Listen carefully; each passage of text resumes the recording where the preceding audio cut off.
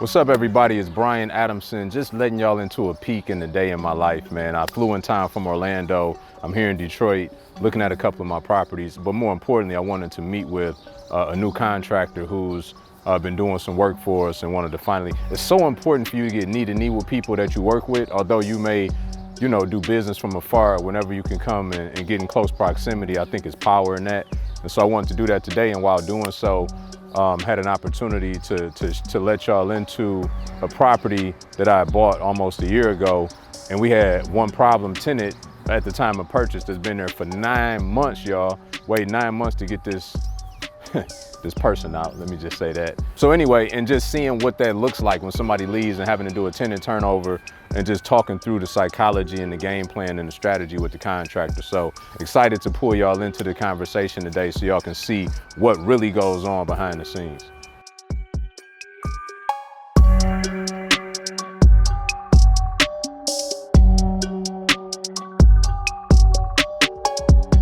We got a lot of damage to this floor. Okay. I want to pull this floor up, drop a nice new subfloor down in here, fix what we got going on here with this box. This shower liner is coming loose. I'm gonna try to get all that tightened up, see it wasn't finished up here. Yeah. We're gonna do some skimming up here, get that real tight and nice. For sure. And then we're gonna come through, paint it out, switch this vanity out totally. Yeah. And then just, tighten everything up and get it painted, get it looking real good. It's hard to believe he was in here playing keep away. You know what I'm saying? You thought this was Taj Mahal the way he didn't want to go. You know what I'm saying? Like, you was living in here like this? Yeah. Crazy. So this it's probably some moisture under here at some point, huh? So we're gonna check it out. Once we pull it up and we see if it is, we'll treat whatever it is. Okay. And then we'll probably kills it too with mold protecting, and then we'll lay our subflooring down. Okay. Yeah. Cool. Yeah.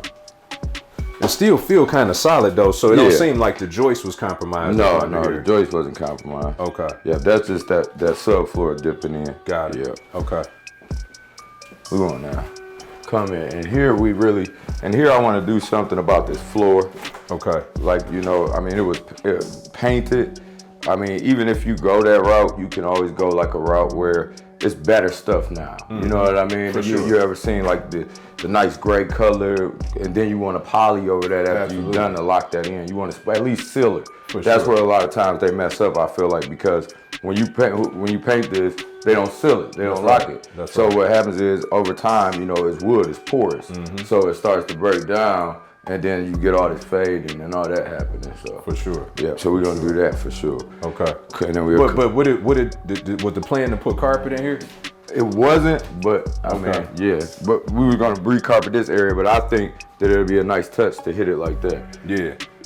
Yeah, because if we're gonna recarpet this, I would probably just run the carpet in there too. Yeah. Okay. Put a nice little pad under it. Some decent carpet. Okay. Sound good. And then I think I'm gonna eliminate this. Okay. Here, and I'm just gonna run this tile further back. I'm gonna replace these cracked tiles. Okay. And then I'm just gonna eliminate this and have this ceramic as well. Okay. Because it really didn't make sense for this to be like that. You know what I mean? 100%. So, and this pretty standard tile at Home Depot. Yeah, you can find the definitely. pieces. Oh yeah, I already looked into it. Okay. Yeah, we're good to go. I'm gonna naturally run back there too, where they had, carpet, which didn't make sense either. That's wild. Yeah, and change out the transition strips. Yeah. Since this tile is cheap now. Yeah. You know what I'm saying? Yeah. Just run it through the hallway and then just have one room to carpet.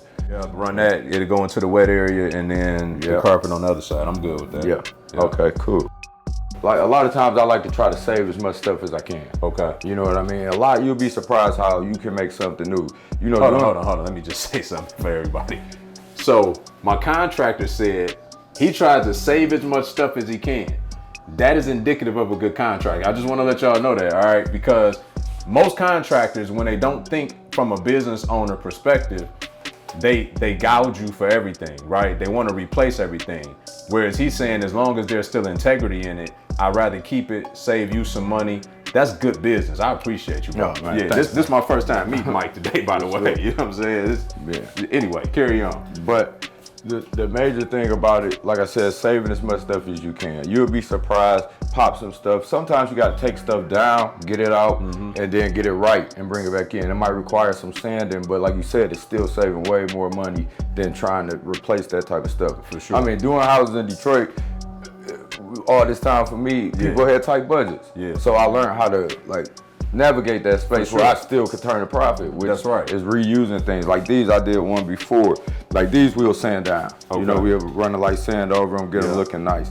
But one I did before, I had to take them all out, take them outside, had the bench out there, and I had somebody out there just sanding them down, getting them right. For sure. And then we put them back up. Yeah. You know? And just so everybody know, right, when you got these like 5-inch baseboards, they are more aesthetically charming than running like the 3-inch Pro Pack, right? So when you can salvage these in most houses, if you're dealing with older homes like this one is, it adds character by being able to leave the taller baseboards in. Yeah, and I agree. And taking out like this, stuff like this, I'm gonna replace that. I'm gonna replace that, I'm gonna replace that. You know what I mean? Like I gotta, those are the things. Then after we done, we're gonna pop this quarter round out because it's too small. Yeah. And we're gonna come through with 3/4 quarter round where we got, you know, it's big enough to go all the way around. For sure. And come out on the lip. So in here, there's some skimming. Again, we like the baseboards, we talk about stuff like this. Yeah. Somebody will be like, oh, I want to replace it. Now what happened when you replace, when you pull these off, which is a funny thing and people don't realize, now you got a gap. You got a gap right there. For sure. You're gonna have a gap. So now either you're gonna have to figure out a way, if you're crafty, to put some type of framing behind the catch and finish your drywall. Yeah. Because it's gonna be deeper. Oh, than 100%. it looks. Yeah, 100%. I've seen people do that and then it's like, it looks horrible because they don't know what to do there. Yeah. You know what I mean? Stuff like this, we're gonna clean this up good. I would like to put a blade saw, paint the blades white. You know what I mean? Yeah, that's a decent fixture. You know what I'm saying? Something you can reuse. Yeah. Something you can reuse. I want to do some light skimming in here, you know, to get the wall looking a little. So it looked like this was paneling at one point and they just painted over it. Flooring in here is decent. Get a good cleaning on it. I probably, depending on what's going on here, I might be forced to, but I would definitely paint it white with the baseboards, but I might be forced to keep this, like keep the same type of stripping at the bottom. Yeah. I'm pretty sure if they put it there it's because they didn't put the floor close enough to the corner. For sure. For sure. So, but it's a way to make it look tight and nice, you know? Yeah. It's all about making everything look good. 100%. And you don't have to spend a whole lot of money to do that. Yeah. You know? So listen, I always get this question. How do I know what rehab to do on the property? All right, and I got several different answers for you, but I got one main thing that you need to focus on.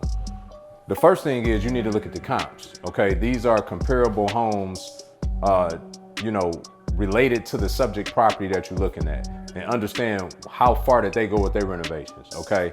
The second piece to consider is obviously you gotta be budget sensitive and you have to be sensitive to your return on investment. So how much money can you invest into this part in the process to still get back the return on investment that you're looking for? But this is the one I want you to hold on to like a bumper sticker. Functionality over finishes. Always focus on the functionality over finishes. B, what does that mean?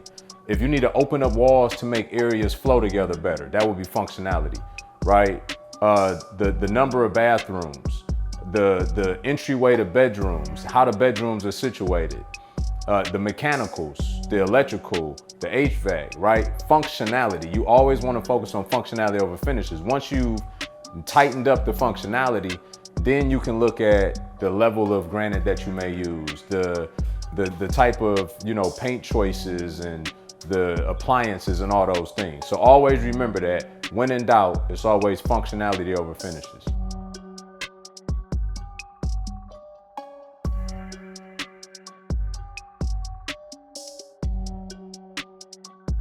So the unit downstairs, I was showing you guys, right? The tenant that had been there 9 months, we got to turn his unit over. Now this one right above it, same footprint, almost identical. And you know, it's pretty much ready to go. And so part of the thought process is when you find an application that works, just use that all throughout your units, okay? So we do this even in our larger apartment buildings. So as long as all the material is available, we just cut and paste. And so this is a good aesthetic that works. And so we're gonna replicate this downstairs as well. But take a look, you know, this is essentially what it looks like. So these are all 1-bedroom units. It's 4 units in this building. We're getting as high as, let me keep my voice down. We're getting as high as $950 a unit for 1 bedrooms, right? So think about it. Now, we paid $125 for it, basically bringing in, what's that, $3,700 a month gross. And then the debt service is like $1,000 a month. It's crazy. So y'all can do the math, all right? This is a winner.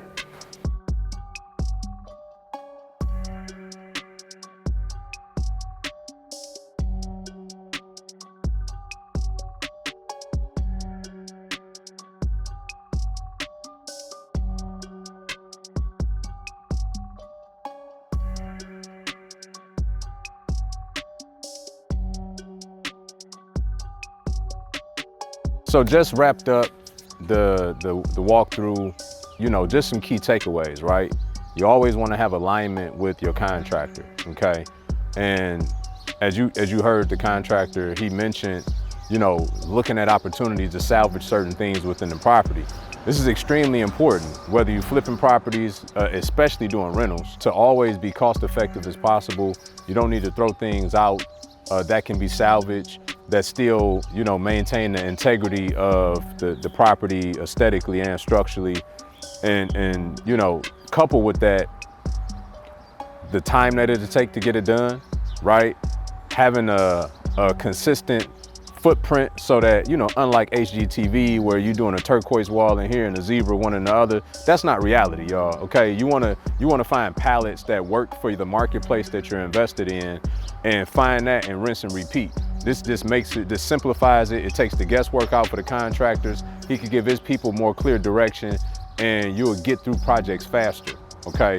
So alignment, cost effectiveness, and having a good production system and a good project management system, you ready to print some money, y'all. I've been super bogged down with a bunch of stuff going on in the business and otherwise, and y'all know, or maybe you don't, I do this remotely, right? So I have over 100 doors 800 miles away from me. I live in Orlando.